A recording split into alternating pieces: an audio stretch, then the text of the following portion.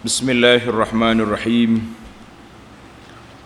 Alhamdulillahi rabbil alamin wassalatu wassalamu ala rasuli rabbil alamin nabiyyina wa habibina wa qudwatina Muhammad ibn Abdullah wa ala alihi wa sahbihi wa man sara ala nahjihi wa ihtada bihadihi wa istanna bisunnati ila yaumiddin. Amma ba'd. Sambungan pelajaran kita dalam tafsirul Quran surah At-Taubah. Surah At-Taubah ayat 55, muka surat tafsir pimpinan Ar-Rahman 355. Tajuk kita ini tentang jangan kagum dengan kekayaan, kemewahan yang dimiliki oleh puak munafik, dan jangan percaya kepada sumpah mereka. Dia suka bersumpah puak ni. Orang panggil sesumpah. Kenal sesumpah? Kenal sesumpah? Kalau orang Kelantan dia panggil pokko. Pokko, nama bahasa dianya sesumpah. Dia boleh menyumpah. Ini kita kenal munafik, insya-Allah. A'udzu billahis samii'il 'aliim minasy syaithaanir rajiim. Fala tu'jibka amwaluhum wala auladuhum. إنما يريد الله ليعذبهم بها في الحياة الدنيا وتزهق أنفسهم وهم كافرون ويحلفون بالله إنهم لمنكم وما هم منكم ولكنهم قوم يفرقون لو يجدون ملجأ أو مغارات أو مدخلا لولوا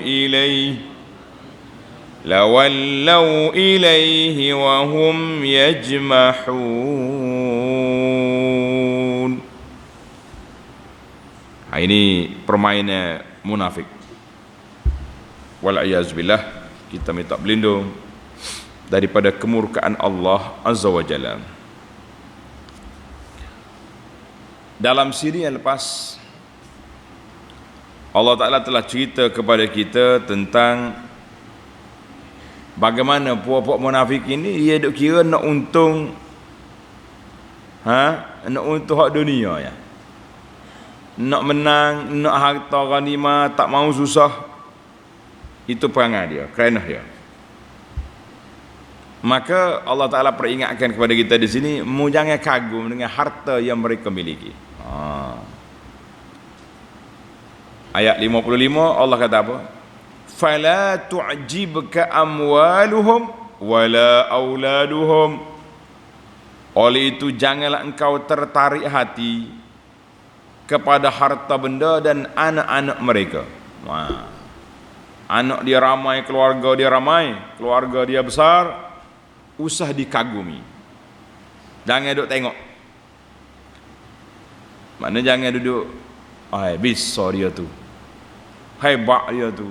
Jadi duduk nampak kebagai-bagai dia. Tuai dia nya bosong hangit dari sudut akhlak dan adab. Jangan. Sesungguhnya Allah Ta'ala beri nikmat kepada mereka itu dia panggil istidrajan. Apa makna istidraj? Allah Ta'ala nak bagi kemewahan supaya mereka makin hari makin lara, makin besar kepala, makin jauh daripada kebenaran. Jangan duk rasa hebat. Tuhan saya lah innama yuridullahu liyu'adzibahum biha fil hayatid dunya. Allahu akbar. Kerana sesungguhnya Allah hanya hendak menyeksa mereka dengan harta benda dan anak-anak itu dalam kehidupan dunia ini. Allahu akbar. Macam mana seksa? Orang kaya tu seksa ke? Tengok ayat. Mesti terbalik daripada kepahaman kita. Hak kita faham ke? Kalau orang kaya, orang hebat-hebat, hebatlah dia kan? Mana pula seksa? Rupanya Allah Ta'ala bagi pandangan yang berbeza kepada kita, iaitu orang ada harta banyak ni, kalau dia tidak gunakan untuk jalan Allah, dia akan rugi. Pagi dia bekerja cari harta, petang-petang dia duk simpan harta, malam-malam dia duk buat akaun harta, tengah malam punya orang lalu dekat rumah dia takut pencuri mari. Ini dia panggil azab. Di sini bukan makna azab tu bala, azab makna banyak kerja dia tu. Itu makna susah dia. Karena itu Nabi sallallahu alaihi wasallam sebut dalam sebuah hadis Nabi yang diriwayat oleh Anas bin Malik, qala Rasulullah sallallahu alaihi wasallam, man kanatil akhiratu hammahu ja'alallahu ghinahu fi qalbihi. Allahu akbar. Wa jama'a lahu syamlahu wa atathu dunya wa hiya raghimatun. Siapa dia letak dalam kepala dia agenda besar untuk akhirat, cari harta untuk akhirat, buat kerja kerana Allah, Allah Ta'ala akan jadikan sifat kaya dalam hati dia. Dalam hati dia sifat kaya, tidak tamak, tidak nak orang, tak serabut. Dan Allah kumpulkan untuk dia dunia ini. Dunia datang merengek-rengek tepi dia walaupun dia tak nak. Masya Allah. Wa man kanatid dunya hammahu, sebaliknya pula, siapa dia letak dalam kepala otak dia tu dunia, dia duk mikir dunia aja, ja'alallahu faqrahu baina ainaihi, Allah Ta'ala jadikan kefakiran dia tu duduk celah mata dia. Mata dia tu mata dunia, dia tengok tomok pelakon nak. Dengki kau orang tu, dengki kau orang ni sebab orang tu kaya tak? Orang tu dapat nikmat, dengki. Ini dia panggil orang tak agenda besar dunia dalam kepala dia, na'uzubillah. Dan Allah Ta'ala tak kumpulkan untuk dia kehendak dia. Dunia pun tak mari kecuali sekadar yang telah ditetapkan oleh Allah. Hadis ini riwayat Ibnu Majah, Ibnu Hibban dan lain-lain lagi dengan sanad yang sahih. Timbul lagi, apa makna liyu'adzibahum? Tengok dalam ayat tu, Allah Ta'ala bagi harta dia, bagi anak ramai, nak azabkan dia. Apa makna azab? Qala al-Wahidi, ulama tafsir kata, makna Allah Ta'ala azab dia tu yang pertama dengan kena ambil zakat. Kita orang beriman, kita bayar zakat dengan hati yang ikhlas, dengan jiwa yang tenang, dengan perasaan bertanggungjawab kita terhadap agama Allah. Si munafik yang kafir ni bayar zakat, Allah macam kena rompok harta dia. Sakit hati dia kepada amil zakat. Mari ambil harta aku. Dia tak nak bayar, dia mengaku Islam. Itu masalah dia. Kalau tu dia jadi kafir terus, lain cerita. Oleh kerana dia mengaku Islam, walaupun di dalamnya kafir, dia kena bayar zakat. Satu. Yang kedua, tanda azab yang kedua apa dia? Wan nafaqati fi sabilillah, dia juga kena azab orang minta derma. Kita nak pergi perang ni, mari awak kaya tu bagi sikit, Allah dia bagi tu kok. Dia bagi untuk sembelih dia sendiri. Macam mana tak azab? Dan musibah-musibah yang menimpa harta dia susah. Pokok tamar dia hanya serang diulak ke, susah hati dia. Dia juga susah mengumpulkan harta pagi, petang, siang, malam. dan susah dia nak menjaga harta dia, itu makna liyu'adzibahum. Allahu akbar. Ayat yang perkara yang ketiga dalam ayat ini, wa tazhaqa anfusuhum wa hum kafirun.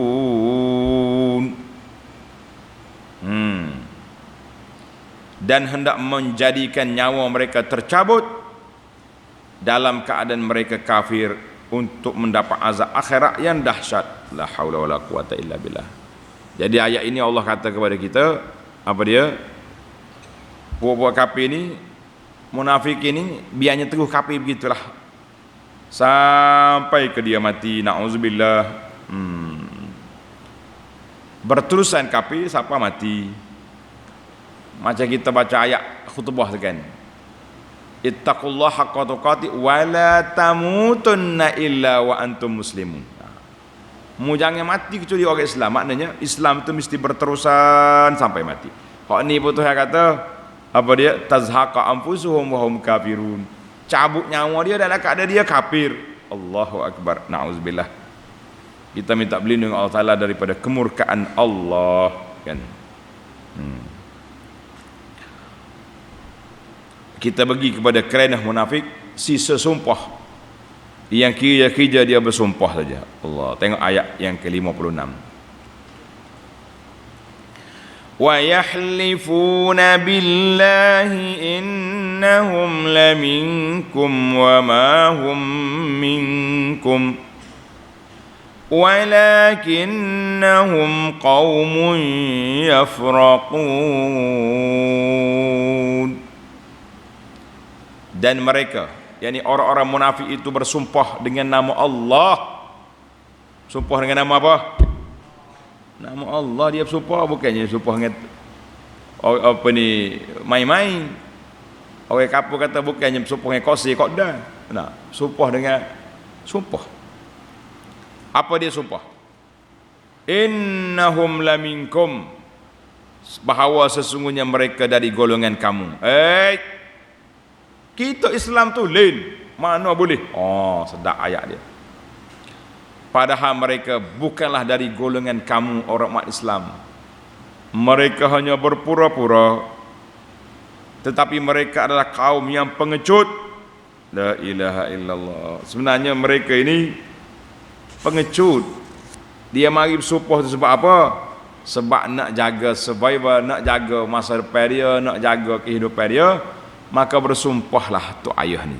Tengok nota di bawah kata apa? Orang-orang munafik itu mengecut, tidak berani berterus terang.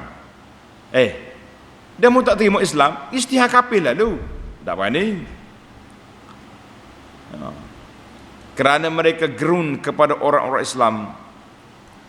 Sebab itulah mereka terpaksa melahirkan Islam, menzahirkan Islamnya, sedang mereka tetap kafir pada batinnya. Na'udzubillah. Sebenarnya dia kafir. Yang sebenarnya mereka Islam ke kafir? Kafir. Cuma supaya mereka ini selamat, mengaku Islam. Ketika nampak Islam menang, dia ada cokoh depan. Kami lah. Oh, kami selalu.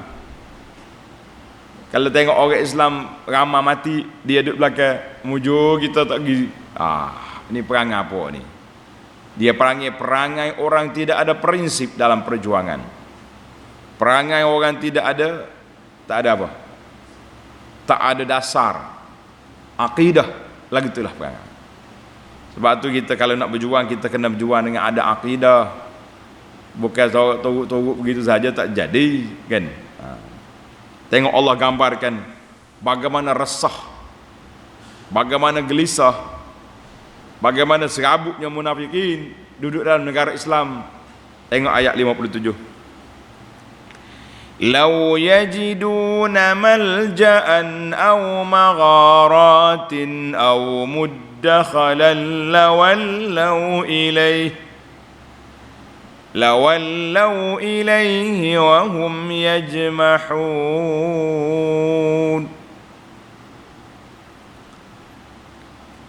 kalau mereka dapat tempat perlindungan. Tengok Allah gambarkan kalau dia jumpa tempat nak berlindung. Au magharatin, ataupun gua-gua tempat bersembunyi. Au muddakhalan, ataupun lubang-lubang dalam tanah. Masya Allah, tabarakallah. Apa dia sebab ni? Allah gambarkan betapa munafik ini resahnya dia, gelisahnya dia duduk dalam masyarakat Islam sebab dia tidak beriman. Dia kata kalau dia ada tempat lari, Allah sebut semua tempat ni. Tempat berlindung ada, duduk dalam lubang ada, duduk dalam gua ada. Lawallau ilaihi wahum yajmahun, nasaya mereka menuju ke arahnya serta melompat masuk ke dalamnya, walaiyazubillah. Dia kata kalau munafikin jumpa tempat, dia akan lari. Tapi nak gimana? Negara Islam telah mengepung kawasan itu. Kawasan Madinah telah dikepung oleh orang Islam. Sekali-sekala kafir mari nak serang, tak mampu mereka nak buat. Beberapa percubaan nak hancurkan Nabi SAW dan orang-orang Madinah tak berjaya.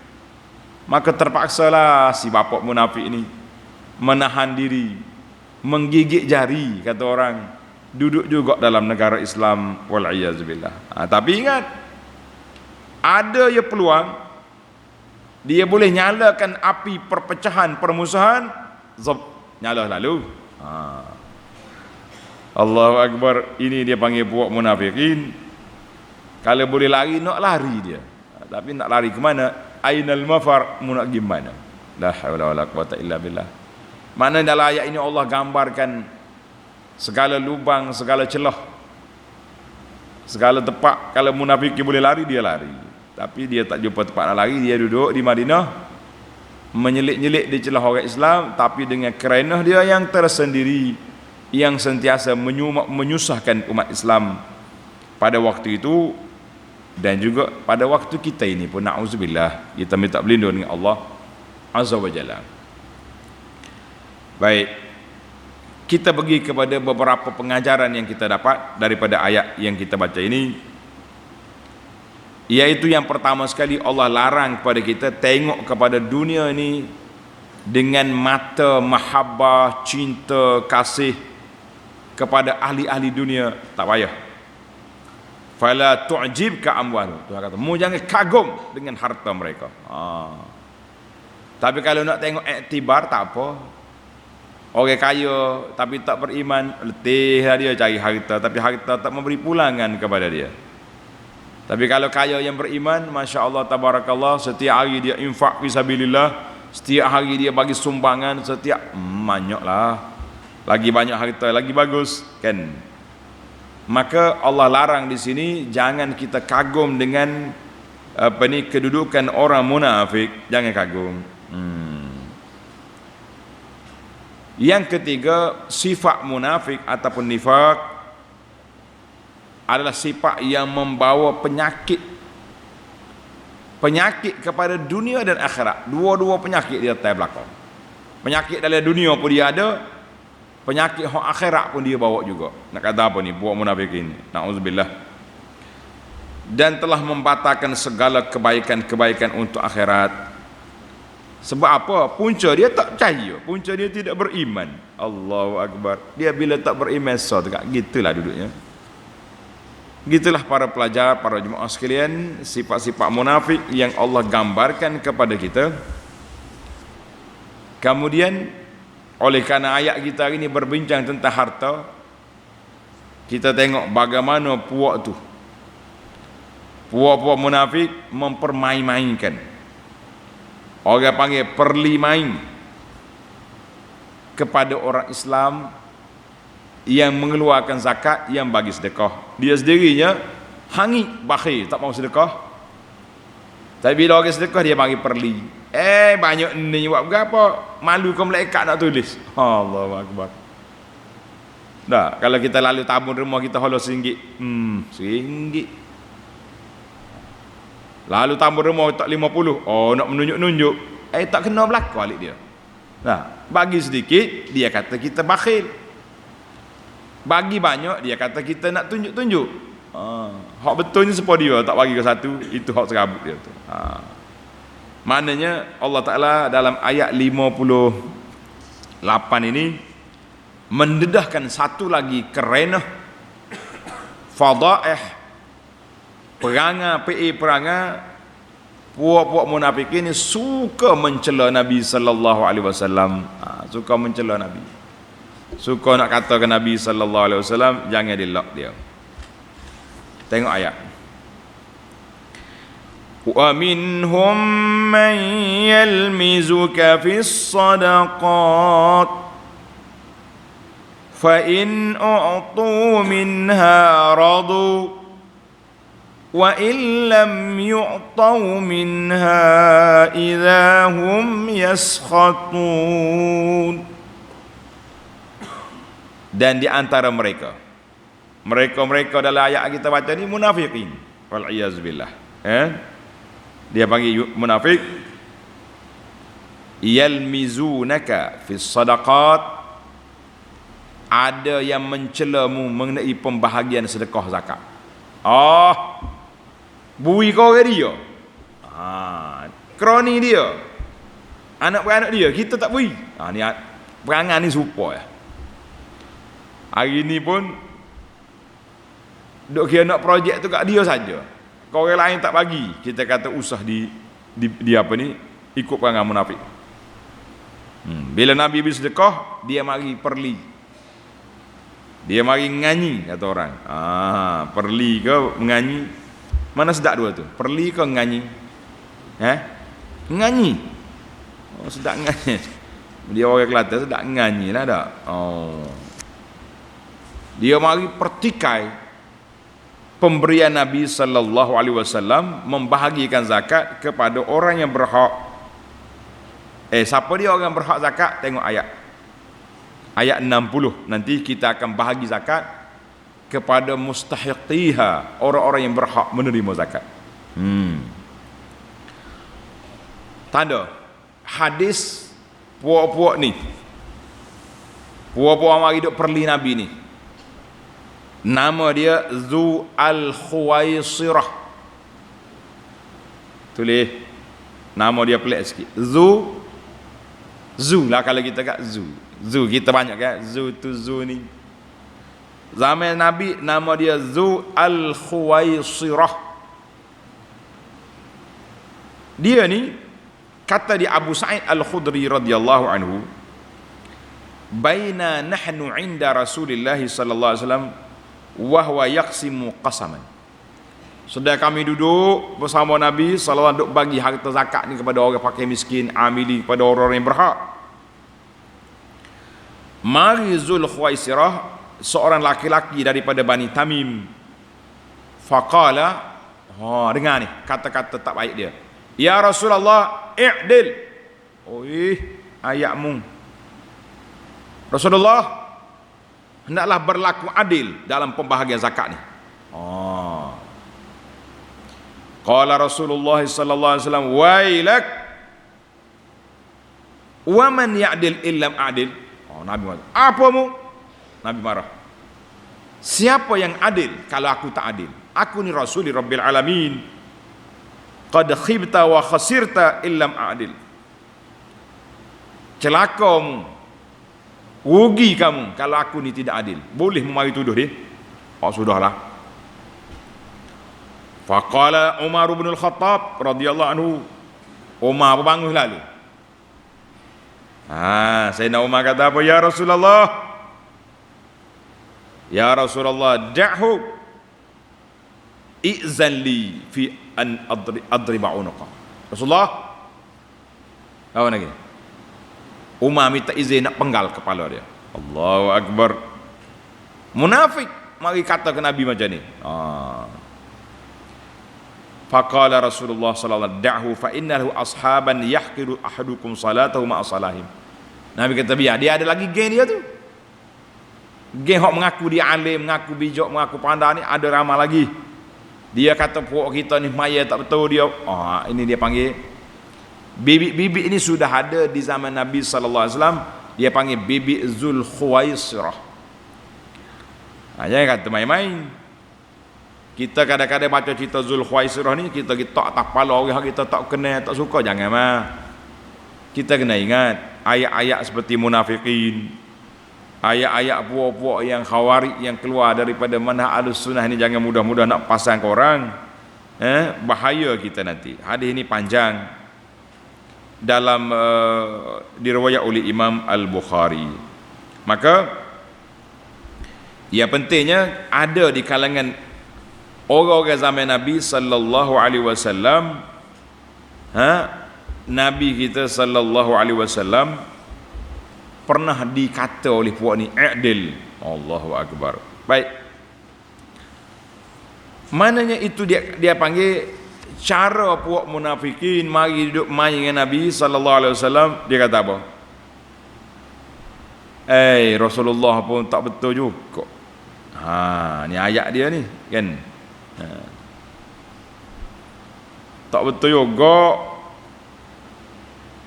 Dia panggil Zu Al-Khuwaisirah ni, tanda ulama tafsir kata Ra'sul Munafiqin, bapak munafik. Kita buat kira apa dia ni?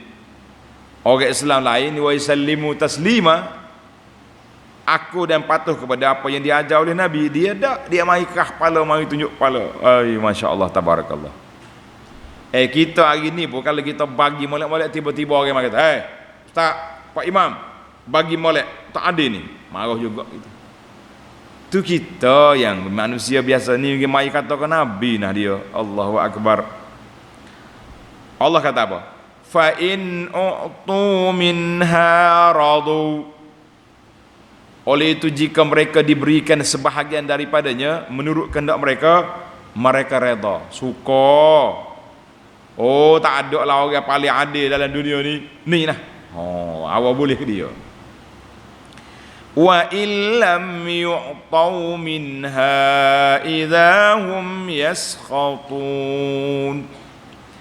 Dan jika tidak diberikan daripada sedekah itu menurut kehendak dia, bukan mengikut kehendak Islam, maka dengan serta merta mereka marah. Bangkit selalu. Puak-puak cyber terupa dia panggil ni. Tulis macam-macam katakan Nabi, kata orang Islam, gitulah dia ni.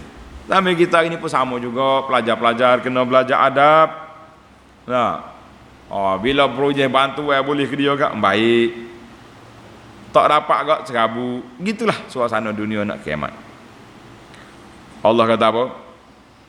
Tengok ayat 58.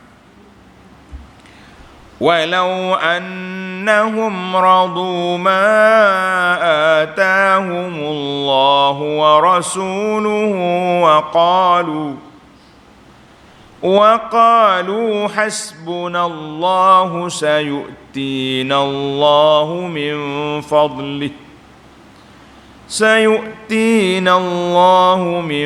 fadlihi wa rasuluhu inna ilallahi raghibun. Allahu akbar. Setelah Allah Ta'ala cerita perangai puak-puak munafikin dalam isu zakat, isu sedekah, isu projek ni kan, Allah Ta'ala akan binasakan mereka di akhirat, di dunia apa serabu. Maka Allah Ta'ala peringatkan ayat 59 ini supaya mereka kembalilah ke jalan Allah, kembalilah ke pangkal jalan, kembalilah jalan yang diredai oleh Allah Azza wa Jalla. Dengan cara mana? Tengok, dengan cara walau annahum radu ma atahumullahu wa rasuluh, dan amatlah baiknya. Ini ayat ni gaya. Orang Kelantan kata kecek nak tarik balik dia. Dan amatlah baiknya kalau mereka berpuas hati dengan apa yang diberikan oleh Allah dan Rasulnya sallallahu alaihi wasallam kepada mereka. Hak Nabi bagi tu cukup adil lah tu. Nabi tengok masalah siapa kena bagi kan? Sambil mereka berkata hasbunallah sayu'tinallahu min fadlihi wa rasuluh, sambil mereka berkata cukuplah Allah bagi kami, Allah akan memberikan kepada kami dari limpah kurnia-Nya. Demikian juga Rasulnya akan beri. Main orang ni orang redha. Orang ni orang ingat kepada Allah Azza wa Jalla. Bukan jenis geng-geng bakhil dia. Maka tidak tamak, itu yang sepatutnya. Inna ilallahi raghibun. Sesungguhnya kami sentiasa berharap kepada Allah. Kami berharap kepada Allah. Manakala tak boleh sekali ni, kan? Trik ni tak dapat kita. Mungkin ghanimahnya sedikit ataupun orang yang lebih berhak ramah lagi. Sayu'tina Allahu min fadli wa rasul. Allah Taala akan beri lepas pada ni. Lepas ni ada lagi. Kita pergi peperangan lain pula, kan? Kita pergi pula dalam harta-harta sedekah yang lain. Mana itu dia panggil orang tenang. Ni dok ni serabut nak ke dia saja. Dia yang naknya. Allahu akbar. Di antara tanda ni pelajar muda, pelajar tua, di antara apa yang diajar oleh Nabi sallallahu alaihi wasallam supaya kita sentiasa tenang, berdoa kepada Allah Azza wa Jalla, minta Allah Taala letak dalam hati kita ni rasa cukup, tidak resah, tidak serabut dalam bab perkara-perkara kehidupan dunia. Sebagaimana kata di Abi Wa'il daripada Sayyidina Ali radhiyallahu anhu, anna mukataban, seorang hamba yang nak tebus diri dia panggil hamba mukatab. Mari, faqala inni qad ajaztu an mukatabati fa'aini. Ali, saya ni minta dengan tokai saya nak tebus diri ni, nak merdeka. Tokai lulus, tapi saya pula cari duit tak dapat. Tolonglah saya. Dengar ni. Kata Sayyidina Ali, ala u'allimuka kalimatin. Nak ke tidak? Aku ajar kepada kamu satu ucapan, doa, allamani hinna Rasulullah sallallahu alaihi wasallam, yang telah diajar kepada saya oleh Nabi sallallahu alaihi wasallam. Kita kalau dengar hak Nabi, nak selalu ke tidak? Nak. Sebab itulah zaman kita ini, orang mari apa benda pun, gambar-gambar ke, replika ke, asal ke, sandar ke Nabi, jadi selalu. Oh, ini tungkak batai kayu hak Nabi pijak. Nak kata apa? Beli beratus-ratus. Sebab apa? Sayang kita ke Nabi, tapi tak kena lorong. Dia kata, lau kana alaika mislu jabal sirin dainan addahullah. Kalau mu ni ada sebesar bukit tu, bukit Sair, ada kata bukit Sabir di Mina. Kalau orang nak pergi melata bukit besar tu, kan? Ada hutan besar bukit tu, Allah Taala akan lunaskan hutan kamu. Baca. Hai, ikutlah kau belajar. Pelajar tua, pelajar muda, pelajar alam maya, alam nyata. Kata, mudah-mudahan Allah Taala lepaskan hutang kita. Allahumma kfini bihalalika an haramika wa aghnini bifadlika amman siwak. Ikut lagi, nak lepas hutan ni. Allahumma kfini bihalalika an haramika wa aghnini bifadlika amman siwak. Menarik ni. Makna dia apa? Allahumma kfini bihalalika an haramika. Ya Allah, cukuplah pada aku rezeki yang halalmu daripada aku ambil yang haram. Tak mau kita yang haram. Masalah besar di akhirat esok. Wa aghnini bifadlika amman siwak. Kaya akan saya dengan limpah kurniamu ya Allah daripada duduk gantung dengan makhluk lain. Allahu akbar. Tanda hadis ini akhrajahu Tirmizi wa Ahmad wa Tabarani fi du'a dan lain-lain. Masya-Allah.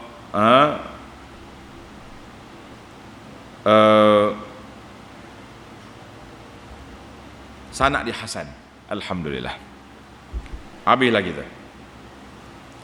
Ayat yang terakhir untuk siri kita ni, ayat 60. Dia panggil 8 asnaf zakat. Tanda ni. Siapa dia masuk dalam kategori 8 ni, maka dia orang yang berhak menerima zakat. Siapa tak masuk, jangan ambil. Dia tidak layak. Ayat 60 surah At-Taubah. إنما الصدقات للفقراء والمساكين والعاملين عليها والمؤلفة قلوبهم وفي الرقاب والغارمين وفي سبيل الله وابن السبيل فريضة من الله والله عليم حكيم. Baiklah. Munafikin nak juga harta zakat. Allah sekat. Cukup 8 syarat ni, mari. Beratur sini kita bagi zakat. Tak cukup, balik bawa cangkul pergi cari duit. Allah kata apa? Innamas sadaqatu, dia panggil adatu hasr, innamas sadaqat lil fuqara wal masakin. Sesungguhnya sedekah sini dengan mana zakat? Itu hanyalah untuk orang-orang fakir dan orang miskin. Tanda pelajar. Apa beza orang fakir dengan orang miskin? Kata di para ulama, orang fakir itu lebih teruk daripada miskin. Tulis ini. Orang miskin boleh jadi dia ada khijah. Istilah sekarang ni B40 ke apa benda. Itu dia panggil boleh masuk dalam kategori miskin. Dia ada khijah, tapi tak cukup. Contohnya gaji 1,200, gaji minima dia kata, kan? 1,200. Dia punya anak 10 orang. Macam mana mau bagi? Tak cukup. Anak ni nak baik sekolah, anak ni masuk U, anak ni macam-macam nak bini. Maka mereka ini masih lagi boleh menerima zakat. Fuqara, orang fakir, ni dahsyat terus ni. Tak boleh kerja dah dia, na'udzubillah. Kena stroke lah, kena tu, kena ni, maka orang ni fakir. Mana fakir tu lebih kuat daripada orang miskin lagi. Kesusahan dia tu.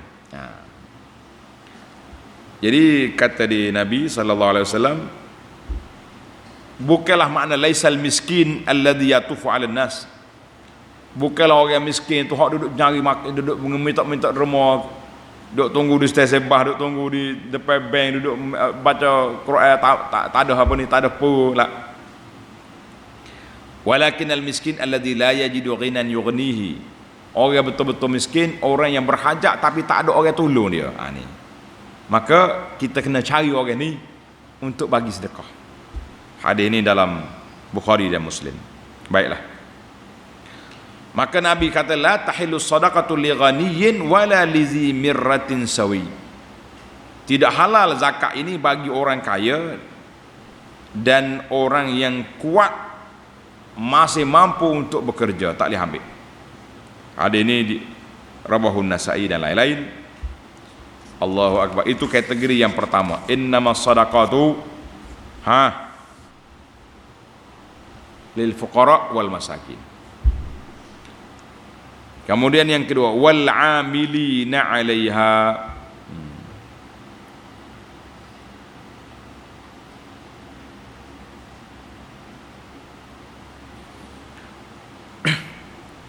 Wal amilin 'alaiha itu nombor 3 dah. Yang pertama fakir, yang kedua miskin, yang ketiga al-amilin 'alaiha. Siapa dia al-amilin? Iaitulah pegawai-pegawai pemungut zakat. Dia panggil amil zakat. Apa nama dia? Amil zakat. Mana amil tu? Wal amilin itulah orang yang bekerja ikuti zakat. Kalau tak ada orang kerja, siapa nak ambil? Siapa nak agihkan, siapa nak membagi-bagikan, kan? Itu dia panggil pegawai zakat. Allahu akbar. Dia bukan zakat ambil, dia kena simpan, dia kena bagi, dia kerja dia banyak. Yang keempat, wal muallafati qulubuhum. Tengok nombor 4 siapa dia? Nombor 3 amil yang menguruskan. Yang keempat, dan orang-orang muallaf yang dijinakkan hati dia. Orang muallaf yang dijinakkan hati dia, maknanya baru masuk Islam, kita nak suruh kuat Islam dia, pak kita bagi. Ambil utah 10 ekor balik. Ataupun orang ni nak berjinak-jinak, baru nak masuk Islam. Tapi nak Islam dah, dia cuma duduk main orang bagi duduk main duduk main gitu ya. Pak kita beri ambil 5 ekor utah. Dah.